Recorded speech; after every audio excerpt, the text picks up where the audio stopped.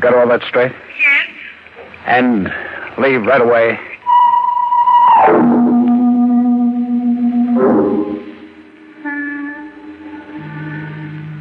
Where's the envelope, May? Here. Why'd you want it? Because I don't know what's going to happen to me now. I've got some bonds here and my will. It ain't much, but I want to take care of you. By now, the cops must have orders to shoot to kill. Oh. Here, this won't take a minute. Just a few signatures.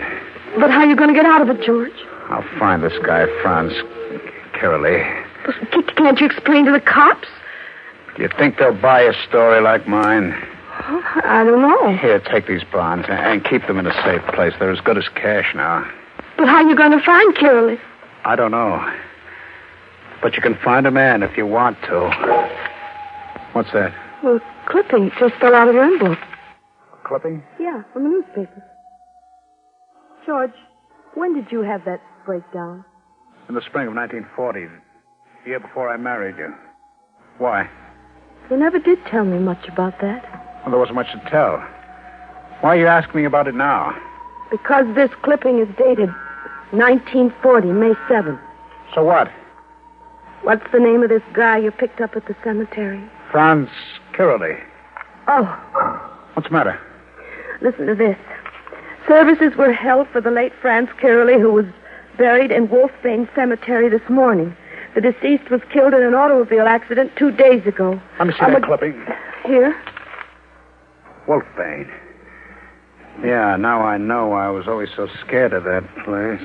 What are you talking about? It's funny, the tricks your mind can play. Do you know why I clipped this out of the newspaper?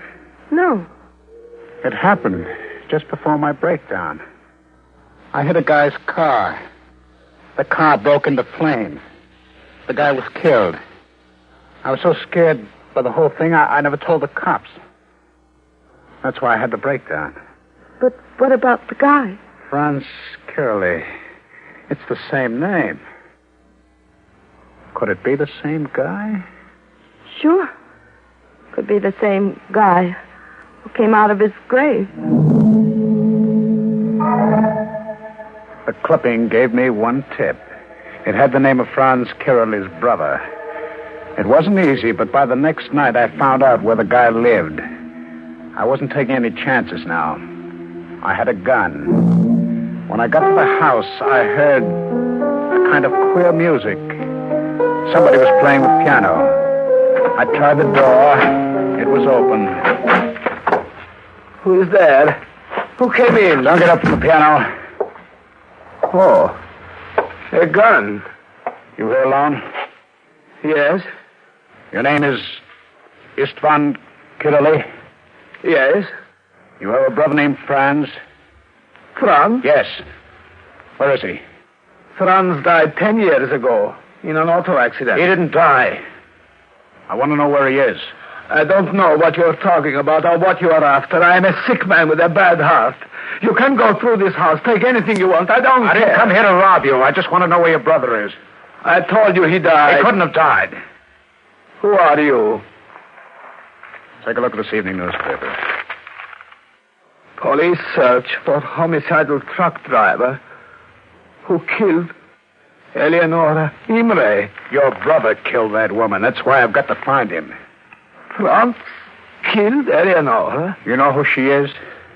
She was the girl he was going to marry. What else do you know about her? She was not true to him. Franz found out. Go on. He was going to kill her on the night he was burned to death. I talked to him. I tried to stop him. But he went out. And now, 10 years later, she's murdered. What kind of a story are you handing me? It's the truth. Why should I lie to you? I wouldn't know. Have you heard anything from your brother? How could I hear from him? He's dead. You have a picture of him? There, on the piano. Yeah, that's him. Wait a minute. There's something in this picture. Your brother had a finger missing on his right hand. Yes, it happened a long time ago in Hungary. He cut his finger on his side. Now, listen, was it really your brother who was buried in Wolf Lane Cemetery? Yes. He was burned to death. Who identified the body? I did. You sure you didn't make a mistake? I'm quite certain. Look, leave me alone. I'm sick. Okay. You can go back to your piano. The stores hadn't closed yet, so I bought a pick and a shovel, threw them in a car I rented, and drove out to the cemetery. It took a little time to find the grave. There was a half moon and a cloudy sky, and I began to dig. It was hard work and tough going, but soon I hit wood. I grabbed the pick and crashed it through the rotten wood. If I could show that this wasn't Franz Kirley, if there was no finger missing, I could go to the police and prove that this guy who was supposed to have been dead for 10 years was still alive. I struck a match and looked. One of the fingers was missing. The third one of the right hand. The same one that was missing in the picture. And then I heard it. The limping footsteps of the man who had been dead for 10 years. For a moment, my heart seemed to fill my chest, beating there like a big bass drum.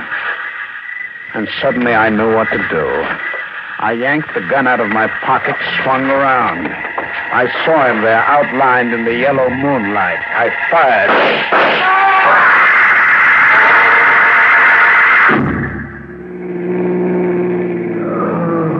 Don't move. You understand? Don't even try to move. My chest. You've been wounded. It ain't too bad. Where are you taking me? To a hospital. I won't make it. You'll make it. You've got to. I must prove you killed that Dane. Was it an accident that I'd picked you up in the cemetery last night? No, it wasn't an accident. I knew you drove a truck past the cemetery 3 times a week. Why'd you frame me? Because you had a breakdown. You were the right person to frame. Because I wanted to get even. Get even for what? That accident 10 years ago.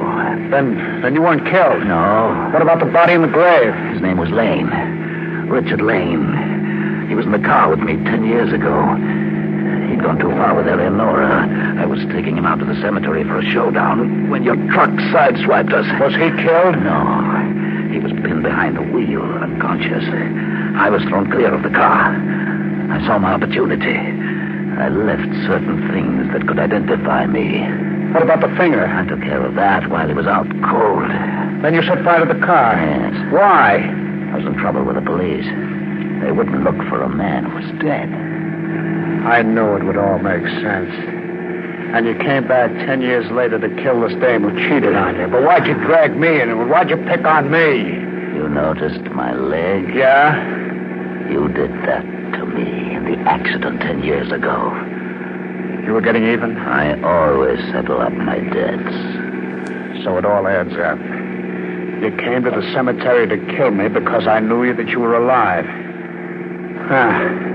Well, your frame-up won't stick. Won't it? All I have to do is take you to the cops. I'll make you tell them what you told me. I'll be dead when we get there. Huh? Do you think I'd tell you all this? If I didn't know I was going to die. All right, even then, I'll still be able to prove it. How? With your brother. You saw him tonight. He knows you didn't die 10 years ago. Istvan won't say a word. He's dead. Dead? A heart attack. I should have warned him I was coming. I hadn't spoken to him for 10 years. I didn't know about his heart.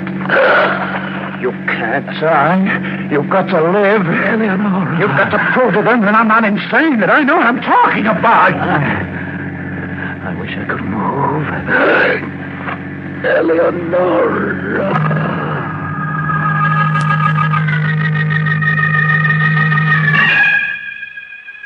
I realized the spot I was in. They had me tabbed as a homicidal maniac. It would look great if they found him in the car. It would sound great if I tried to tell them the truth. So I stopped the car and I dumped him out and hid the body behind some bushes. I kept on driving for 4 days. I hired a room in this house where I'm writing this. So you'll know what happened, May. For a week, I've done nothing but sleep. But last night I was awakened by the sound of footsteps in the room above mine. I recognized them. They were his. Somehow, he's come back again.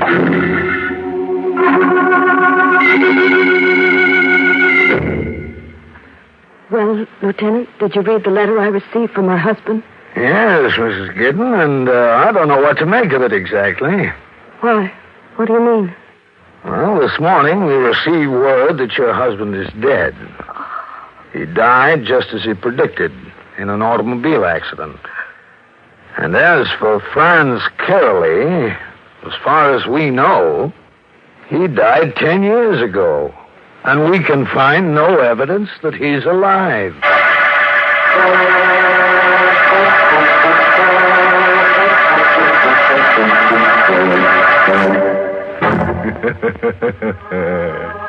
I guess George finally ran out of gas. Of course, there's nothing wrong with him that couldn't have been cured by doing a valve job on his brain. George was the kind of guy who cut off his nose despite his face. He should have cut off his whole head and had no further trouble. Which brings us to the moral of our story, taken from the Roman philosopher Corpus Delicatesson, who wrote, "The one thing in the world that's easiest to get into and hardest to get out of is not marriage. It's a grave."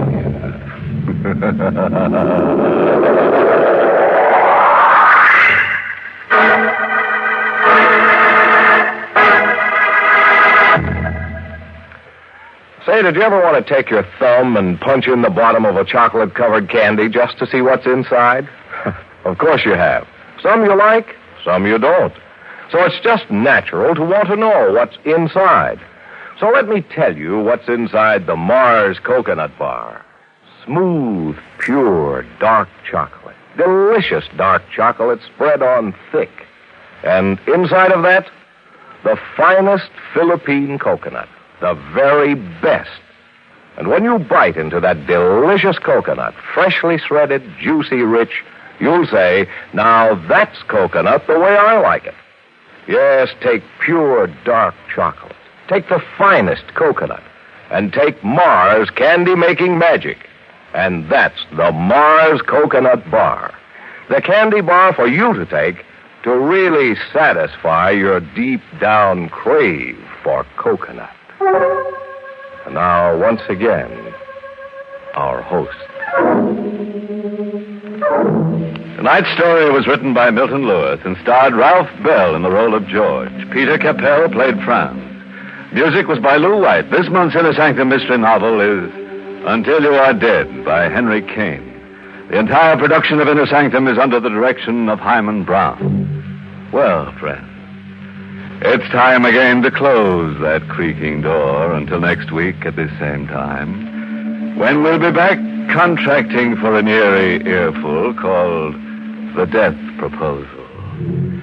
It's all about a young wife who wants to age her husband in the woods. Pine woods, that is. This is a tale where feelings run deep. About 6 feet. Oh, you'll be sure to listen in next week when we dig up the plot. Until then, good night. Pleasant dreams.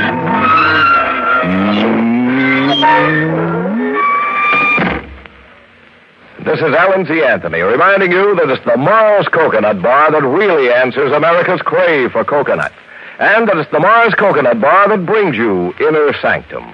And remember to listen tomorrow night over most of these stations at 8 p.m. Eastern Time to Can You Top This? Brought to you by Snickers, another fine candy bar by Mars, where they believe that faithful quality makes faithful friends. This program came to you from New York. This is ABC, the American Broadcasting Company.